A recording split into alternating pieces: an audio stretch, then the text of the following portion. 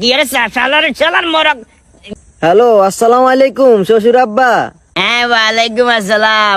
ও আব্বা, কল দিছিলাম আন্নকো ভাই তাই 6 মাসের মাসে যাই না। আন্নকো ভাই যাইলে আনারা মরক তরক যাওয়া করতেন, গরু গোস্ত আনতেন, খসাপাতি হইতো। অন আব্বা আর তো টিয়া এসে একটু কাইসেছে আছি। অন আব্বা আনে কিছু টিয়া আর বিকাশ করি দেন না।